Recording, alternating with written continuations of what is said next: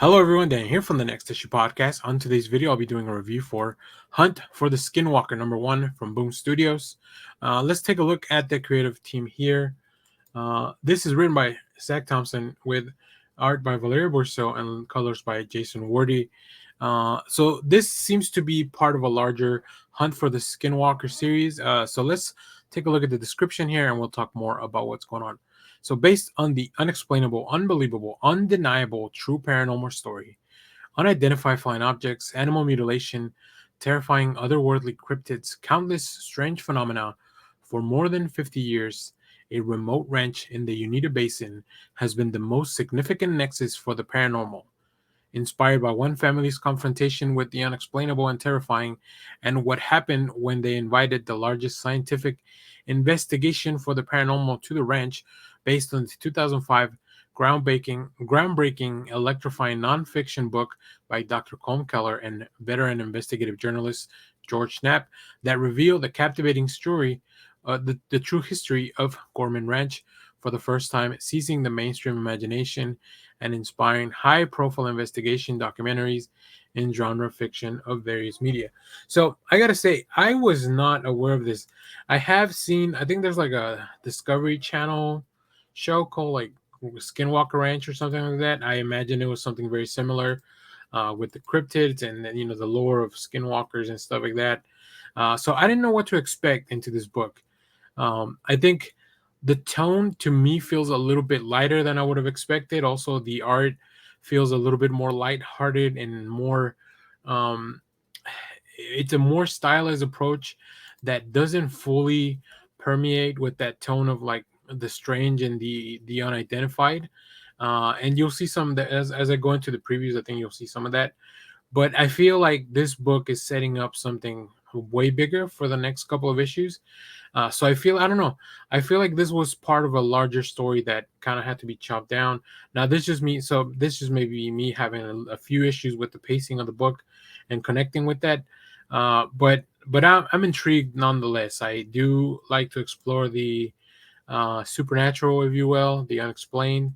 Although cryptids and stuff like this has never been my bag, so maybe that was another reason why the book didn't fully connect with me. But let's take a look at some preview art. We'll talk about more about what I was explaining earlier. So as you can see here, this is to me uh, the way you would definitely open up a story like this, right? You can't just jump into the deep end with supernatural. So we're at the ranch, we're exploring, we're learning about the family, we're meeting them, and a little unexpected things begin to happen, which is I think is displayed very efficiently. I really enjoyed that part of the story.